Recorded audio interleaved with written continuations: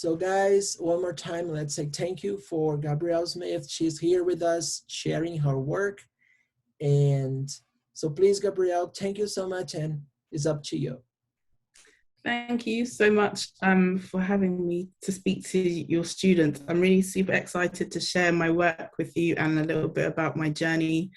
I think at the moment, I am currently a graphic designer amongst other things, and I'm based in the UK, and I currently work for CNN's visual news team as a designer. But I think today I'd like to talk to you more about my own creative journey, which encompasses CNN and other things. So to start, this quote I feel definitely resonates with me as a creative, and sometimes it takes you a long time to sound like yourself, and that's by the musician Miles Davis.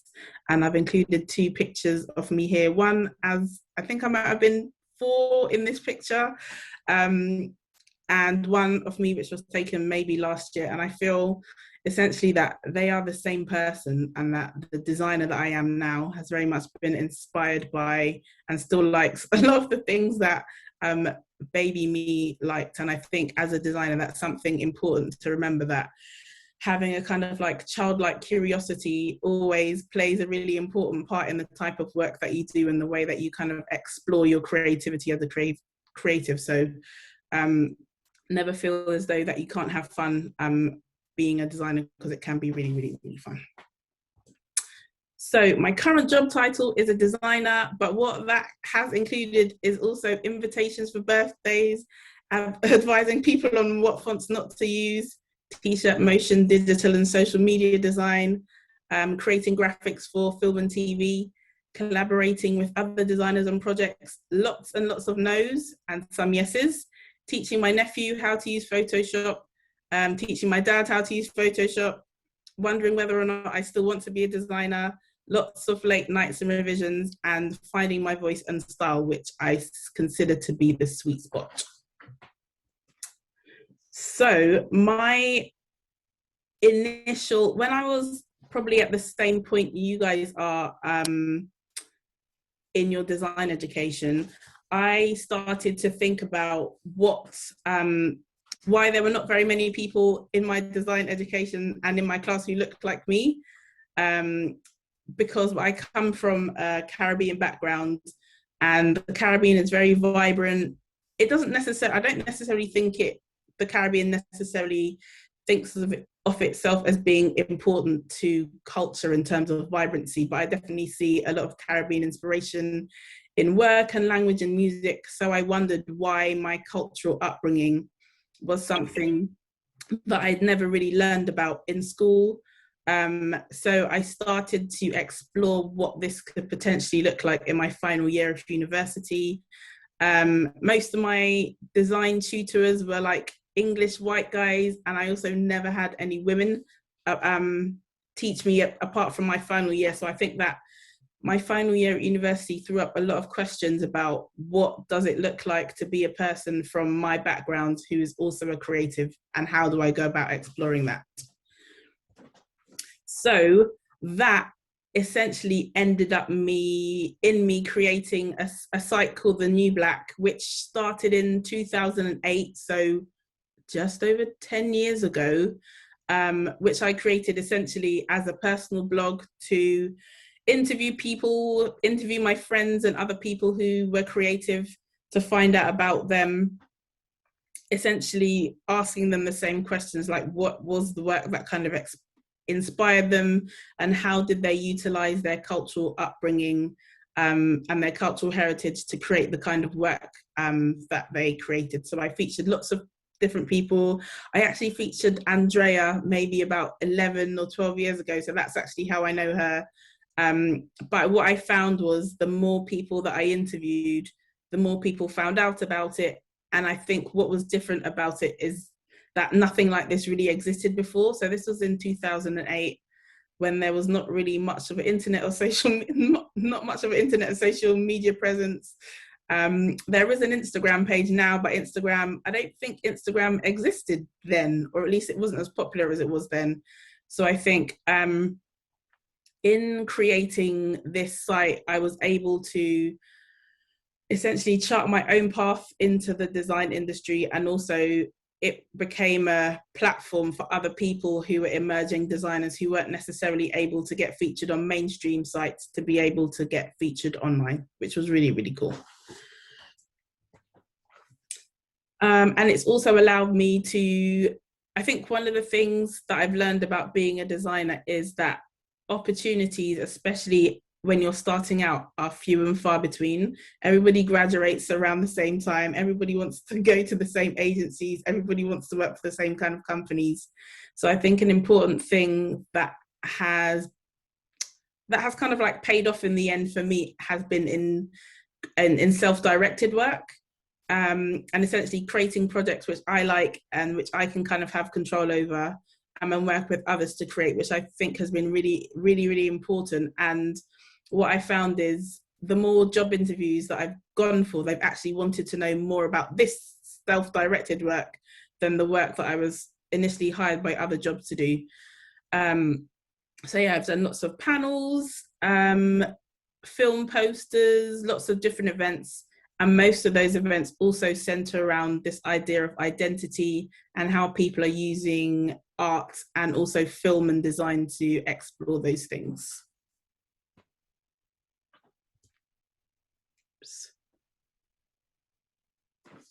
So this is the work. When I first got into the industry, I actually got into the industry because my sister worked at the news organization, and she knew the design director there.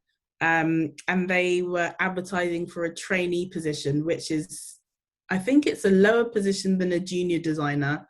So it's essentially somebody who may have a little bit of design experience, but not necessarily in that specific industry.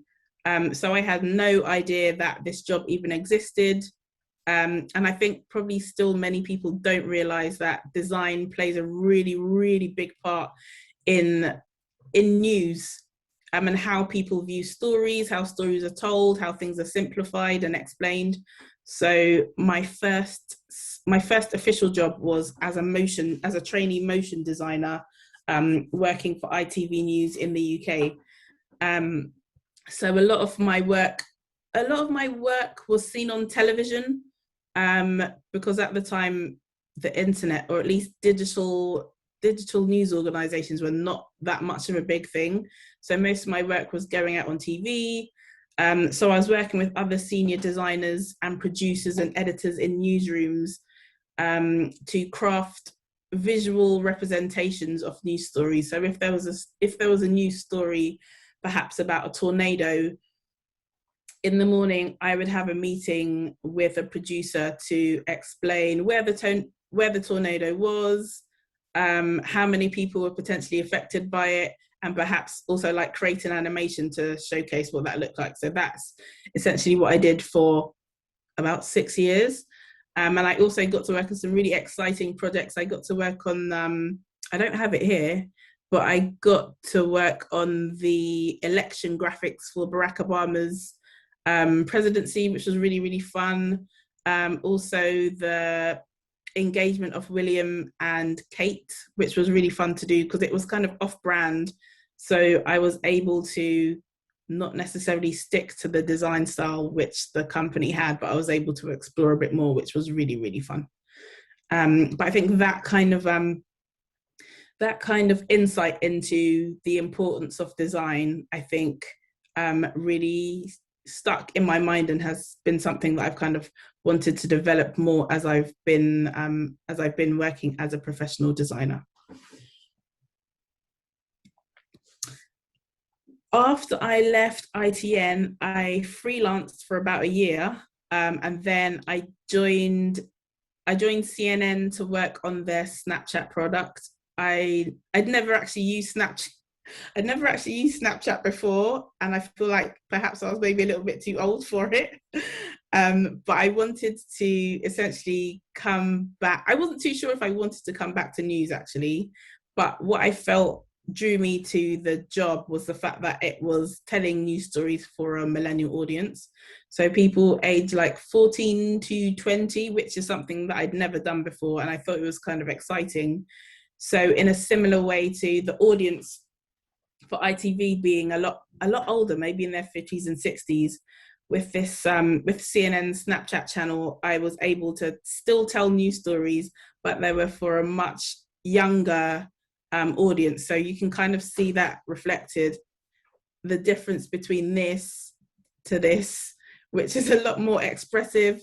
Some of these were kind of animated. Even the kind of colors that I was using are not necessarily CNN's brand colors, which are like red and white, but I was able to really explore my options and push the boat out a lot more, which is something that I'm always keen to do when I work for bigger corporations. But this was a really, really fun, a really, really fun project and department that I got to be part of.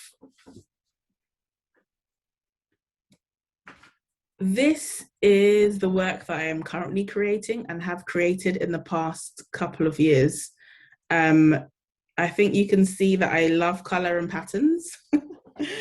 And that is something that I try to incorporate, that I have tried to incorporate in my work over the past couple of years that I've kind of been creating these graphics. Utilizing photography, utilizing shape and quite simple color to tell effective stories, I think is something that I see as being my design style. Because I think sometimes stories that don't have pictures, if you think about, if you read a newspaper or if you watched a TV segment and there were no pictures and there was no video, it would be quite difficult to kind of convey the message that was kind of being told. So I think what my role is and has been in using these kind of editorial illustrations is to, how do I best illustrate what the bulk of the story is about in one image. And that's what I've tried to do here. And it's been quite popular, which is good.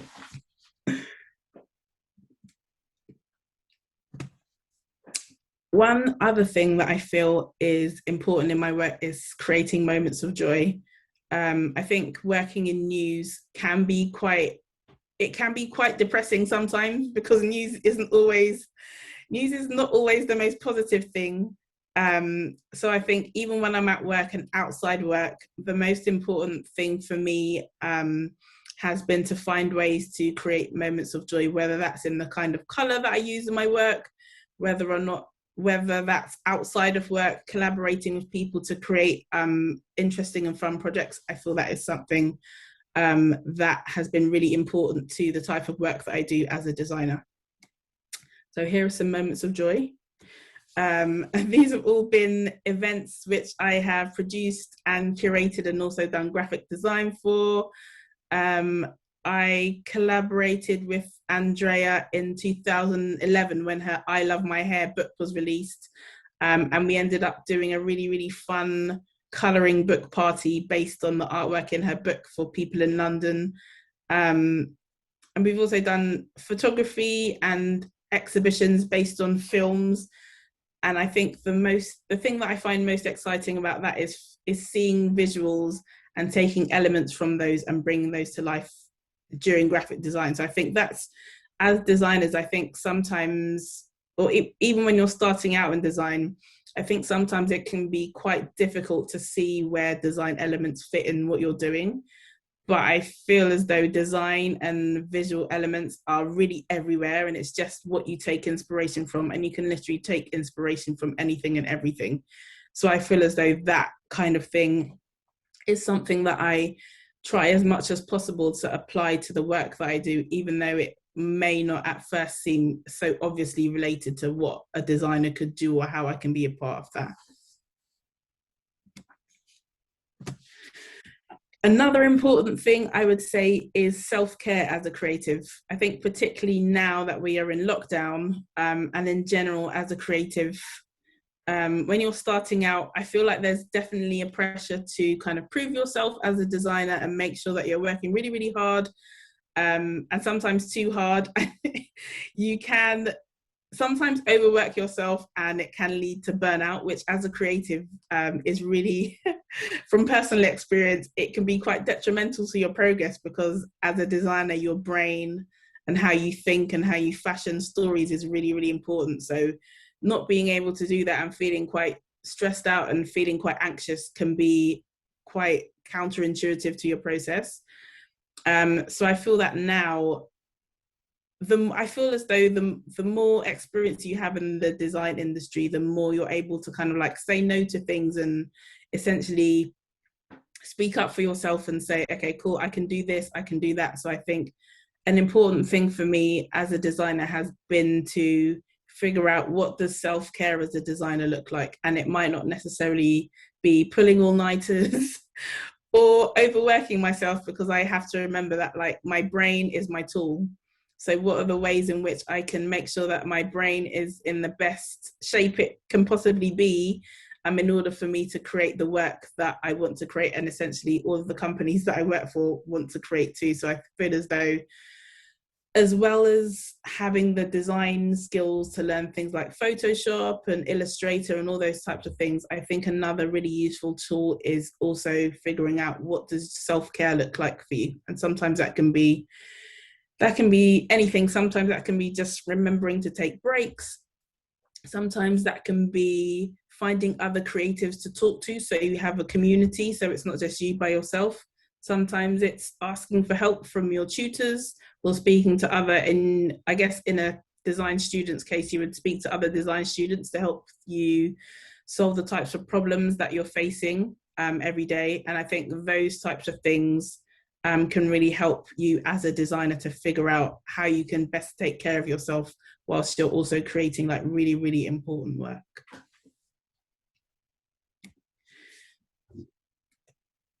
My final point, and one thing that I feel has really been important to my work as a designer, has been collaboration and community. I think starting out as a designer, you don't have a lot of work. And I feel sometimes it can be quite disheartening to apply for jobs and be told that you don't have enough experience. You've got too little experience, but you don't have enough to get into the industry. So I think one thing that has been helpful for me has been to collaborate with other people whose work that I like, to ensure that I always have work, whether or not it's being asked of me as a designer by a company, whether or not I have real clients, actually becoming my own client and making projects that I find enjoyable, and also finding people that I can collaborate with to create those projects, I think has played a really important part in my own self-motivation, and not feeling as though I have to wait to be asked to create something in order to create something. And I feel in the same way, another thing that's been really important to me has been finding a community of designers, whether that's designers, whether that is producers, whether that's other artists who aren't necessarily designers. Those are the types of people who I've ended up working with, who I've ended up working for, and those are the types of people also who have been quite vocal in me getting jobs. So I think even though you're starting out as students, if there are other designers work in your class who you like, or other people whose work you've seen online and you want to connect with them in some way, I definitely advise you to do that. Or if there are any platforms that you can be part of which have their own design community, I definitely would advise you to do that, because I think oftentimes there is a saying that it's not what you know, but who you know. And that's such a really big part of the design industry. So if you're able to build your own community and find those people, I think it can be a really useful tool for you to be able to create the projects that you're interested in creating, and also building a community of people who you'll get to work with, and also who can help you find the work that you want to do as well.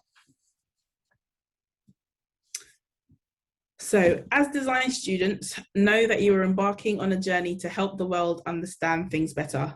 Learning how to sound like yourself as a designer takes time and practice, but it's something that will be important, not just for others, but also in understanding yourself and the work you want to create. Thank you for listening. Thank you very much. Lovely, lovely. So now I open for the students. If someone have some questions, So please let me know. Someone have questions? I have one to start.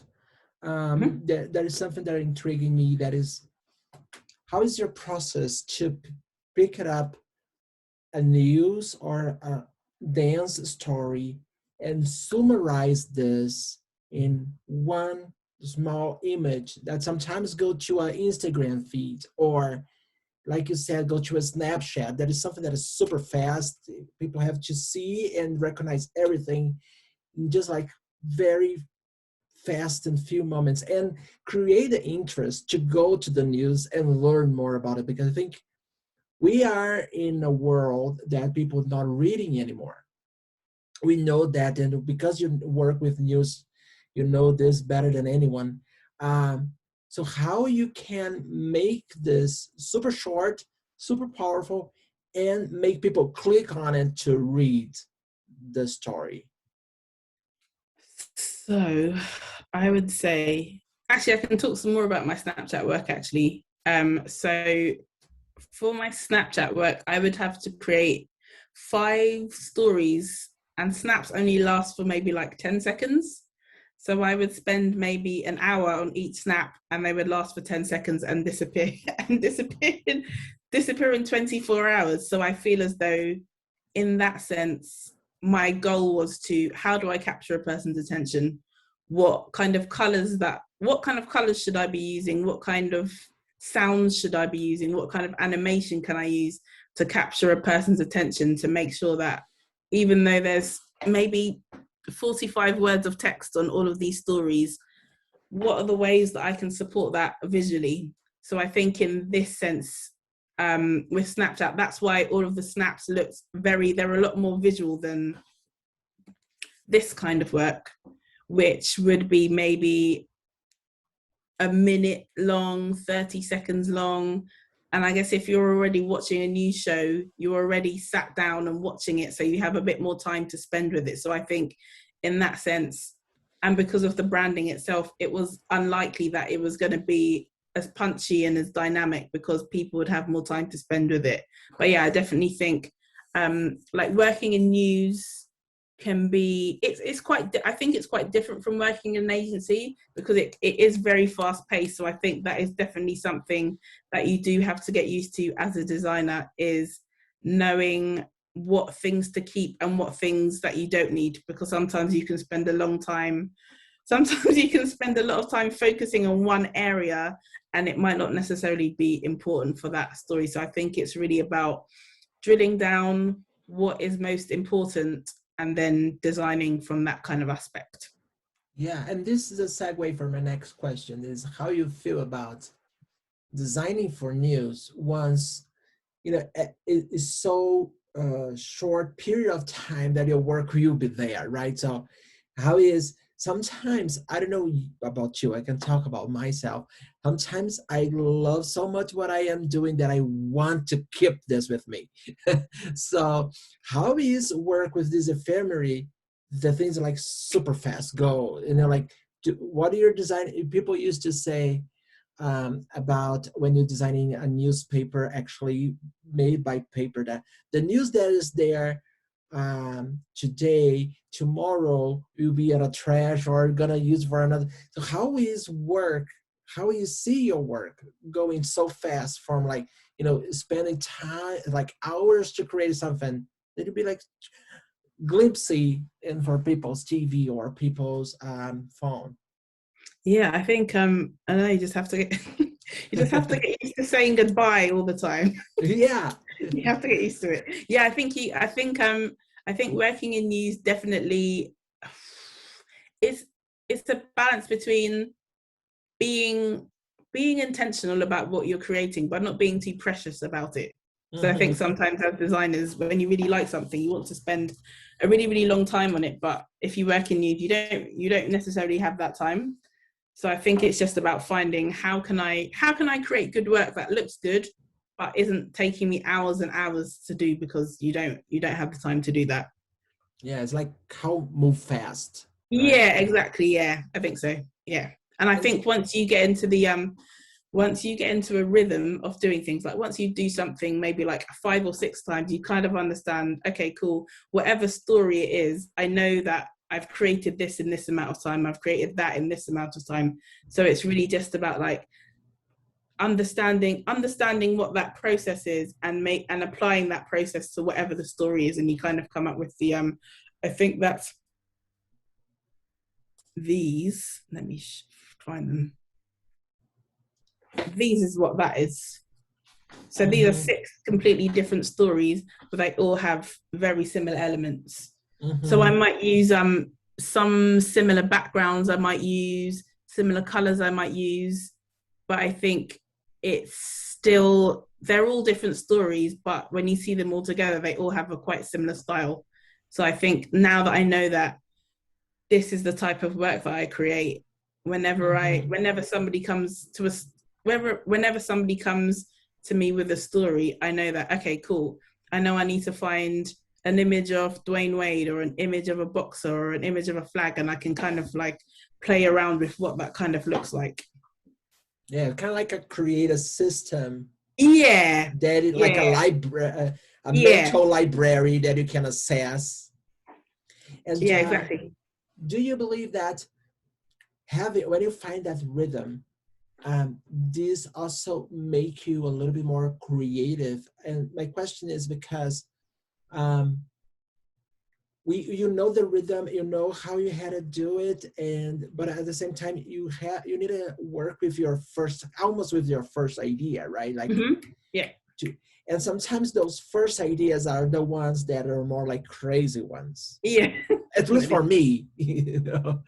So you think that rhythm also help you in the point of view of creative, like to be more creative, because you have to be fast and run? Yeah, I think so. I think sometimes for stories that are really challenging, I don't think I've got any examples of stories that are really challenging in here.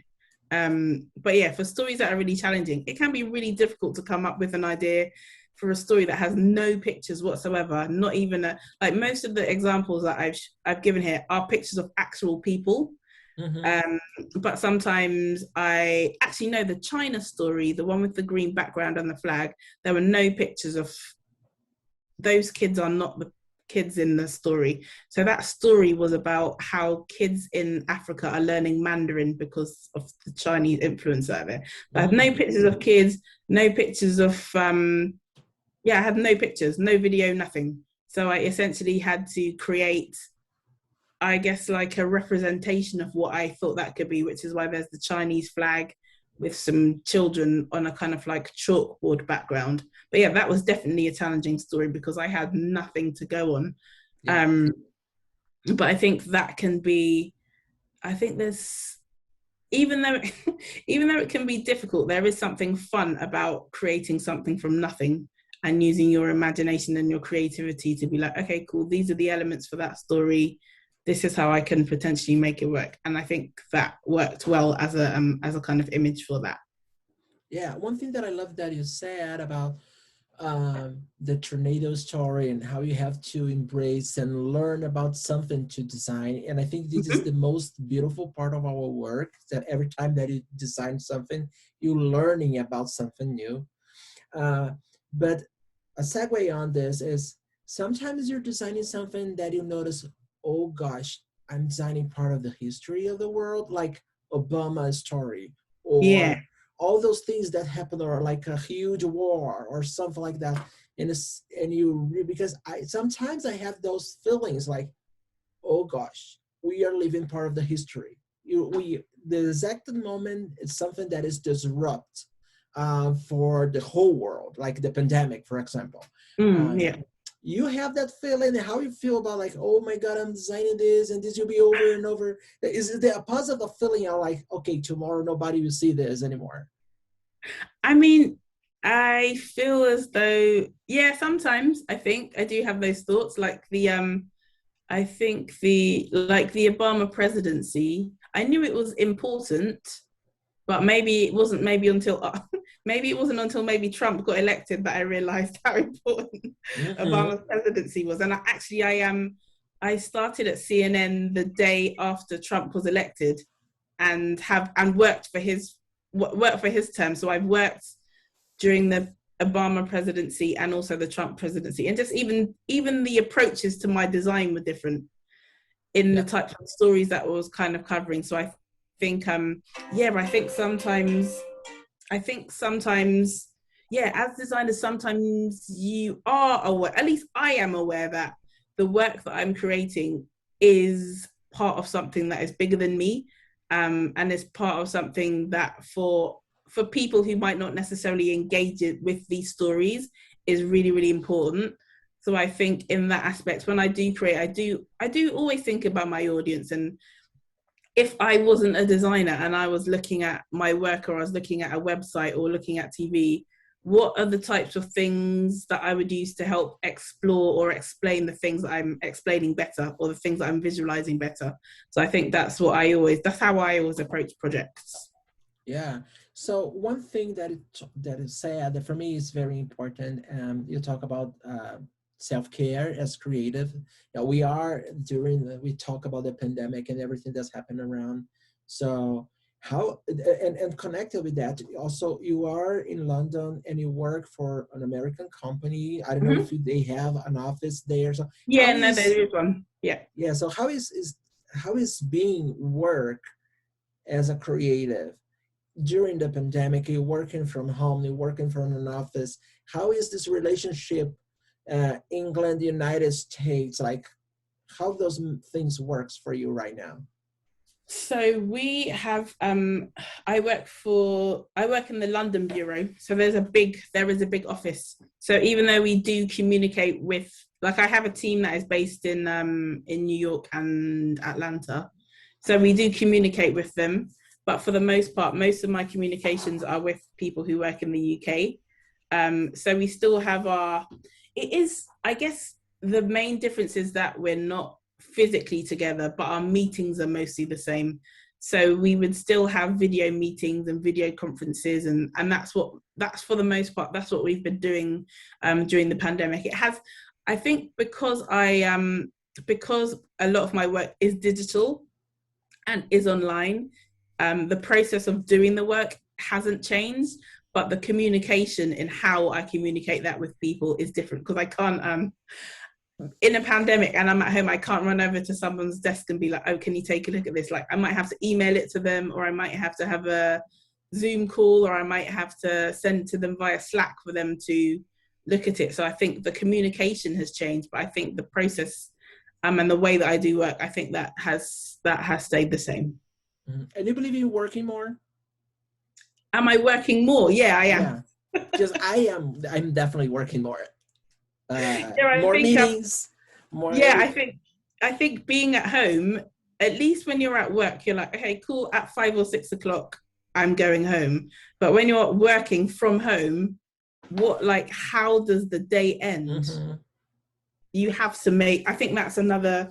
I guess in terms of self-care, and particularly in a pandemic, it is being like, even though I'm at home, I'm still working from home. So I still have to make. I have to be intentional about when I'm going to switch my laptop off, when I'm going to have lunch, when I'm going to go outside. Because otherwise you could spend a lot of time just on your computer doing lots of work and not taking any breaks. So I think you have to be, I think during a pandemic as a designer, I've had to be more, I've had to be more strict with myself in setting boundaries about when I'm at work and when I'm at home, even though I'm in my living room, so I'm not in a dedicated office. So I have to definitely be more mindful about how much time that I'm giving to work, and also how much time I'm giving to myself as well. Yeah, and this brings me to another question. So how you balance your official work as a designer at CNN and the nublk? So how you balance these two big efforts that you do in your design career? So the honest answer is I don't balance them very well at all. I think the nublk was probably most prominent when I was at ITN, and I think now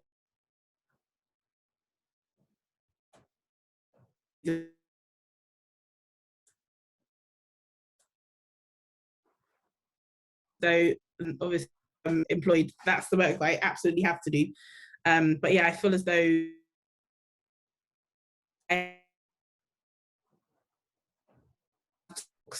so I think that is the direction that I'm kind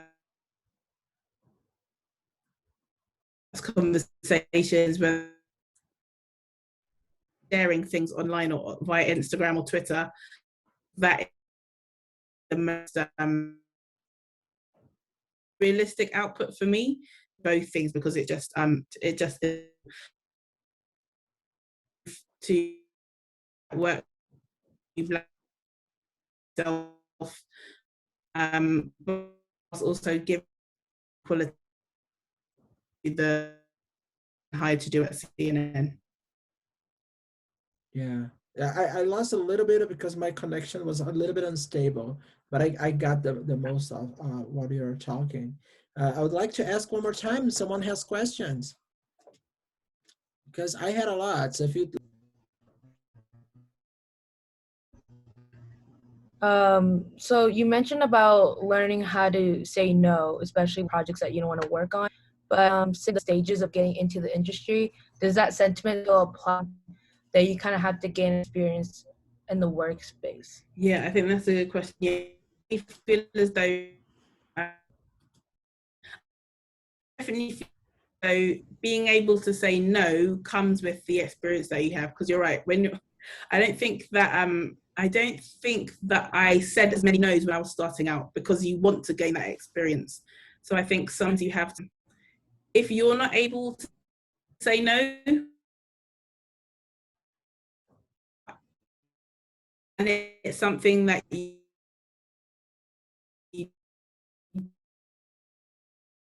definitely be able to speak on your behalf to say, this person might not want to do this, or this isn't exactly what this person was doing. For you to be able to feel as though you're able to have your voice heard, even though you're just starting out, and find people who are able to kind of advocate for you, whether those be mentors, whether those be your colleagues. So I think, yeah, definitely not feeling as though you have to take on everything when you're starting out, because I think there is a tendency when you're getting your foot in the door to feel as though you have to do everything and say yes to everything. But the reality is that you don't have to do that. But I think that, yeah, it does take some time to figure out. Yeah, thank you. That was really insightful. Thank you, Zuka. Amazing question. Someone else? I had a question. Of course. I was wondering if you had any advice on reaching out to other peers for collaboration, like how you had mentioned, it's not what you know, it's who you know. Mm-hmm. I struggle like in a social situation like that. Yeah, what kind of have you got any examples of the types of projects that you want to collaborate with people on? Not necessarily. Maybe just in general, just for starting. If you have an idea, I'm trying to think of how I would do it. I think I just emailed people. I just emailed a lot of people. I just emailed lots and lots of people and just hope that somebody would respond to me. And luckily people did, because I think because there was no Instagram and social media, people had time to respond to emails. But yeah, I think it is just about, I think it is about thinking about the types of projects that you want to do. And if you see people who you feel are in alignment with you, or people you see whose work that you like, kind of approaching them and saying, hey, I really, really like your work. I'm working on this project. Would you be interested in collaborating with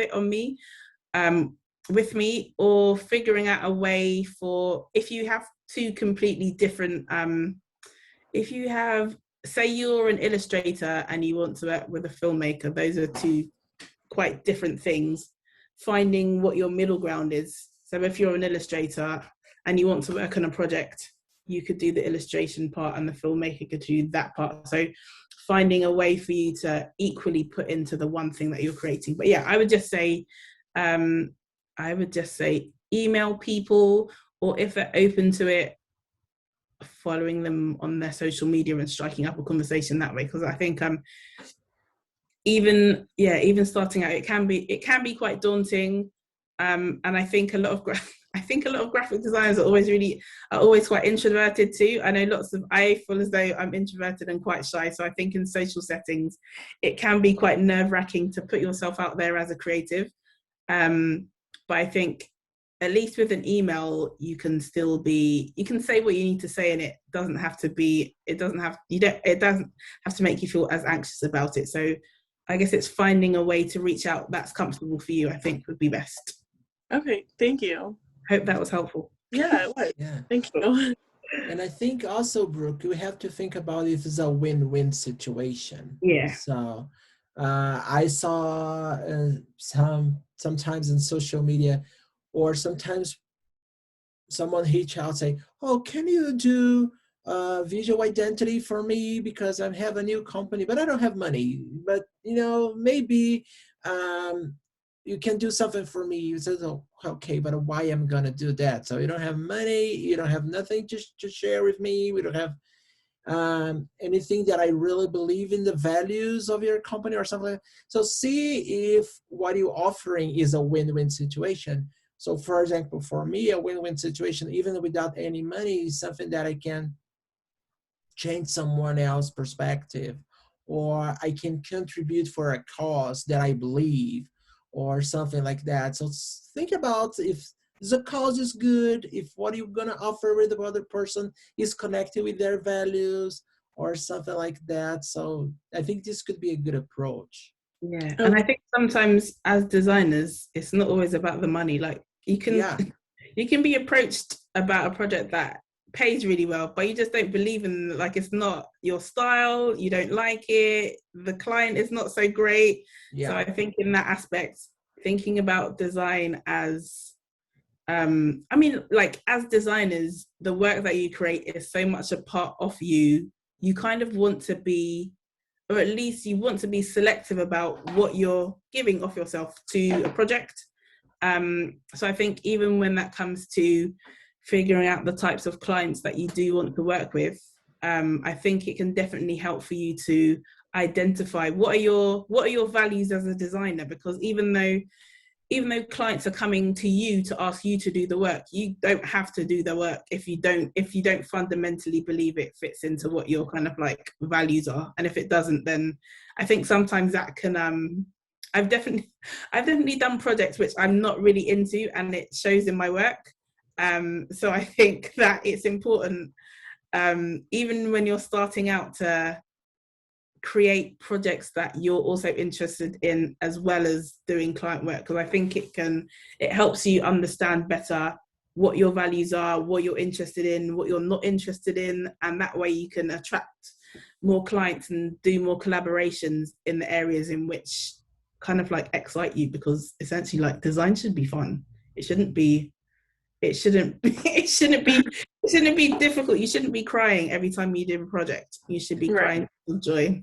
So I think approaching it in that way, I think, can definitely help you identify like, what is my style? What are my values? And I think if you apply that to your work, that can definitely help. That can definitely help in those types of collaborations. But I hope that was helpful.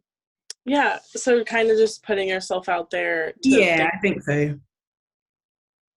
Awesome. And I think most people are, if you're approaching people who are like a few years ahead of you or more senior than you, I feel like people are really open. I know when I was I think when I was starting out, I was like, oh no, well, this person doesn't ask me, they're so busy. But I think people who are working in the industry, they're always really open to help junior designers and students, because most people in senior positions at some point was a student, was also a junior designer, so they understand that at some point someone is going to reach out to them because they also reached out to other people. So not feeling as though because you're a student or because you're a designer that you're not as that, not necessarily that you don't have the right to, but I think people in the design industry, particularly other creatives, are definitely a lot more open to answering questions from students, because everybody wants to make it easier for the next generation coming in. So if they can do that,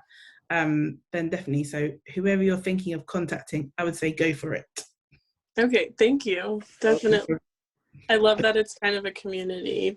Yeah, no, it definitely is. I think everybody, like the my creative director, he was really he essentially mentored me and was like, okay, cool, I'm gonna help you get into the industry, and I'm gonna tell you to work with this person, and if you want to do more of this, I think you should do this, this, and this. And I essentially just listened to him, and it definitely has paid off. So if there are people whose work you really like, and you want them to be your mentor, just continue to be curious and ask lots of questions, because I think older designers like being asked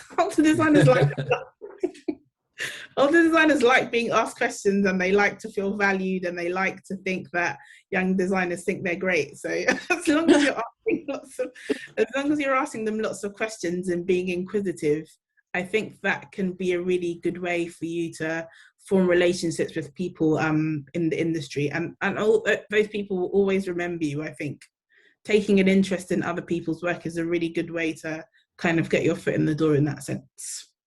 For sure. That's really good advice. Thank you. Just straight people egos. That's the answer. Yeah. And and this is kind of the way that I put together this brown bag, and this is and I would like to thank your generosity to be here with us, showing your work, giving advice for the students.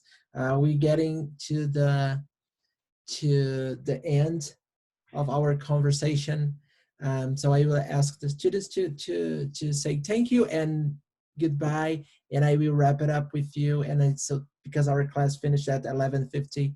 So thank you so much for being here with us. It was very, very nice. Thank you. Yeah, and if anybody wants to reach out to me on Instagram, those are my gs.co is my design handle. So please feel free to reach out to me or ask me any questions. I'm completely open to help you with your project, anything like that, because I've been a student before and I know how challenging it can be to get your foot in the door. So yeah, if you have any questions, if you have any work you want me to look at, anything like that, please reach out to me, because I love seeing students work. Awesome. Thank you so much one more time. I'm stop recording right now.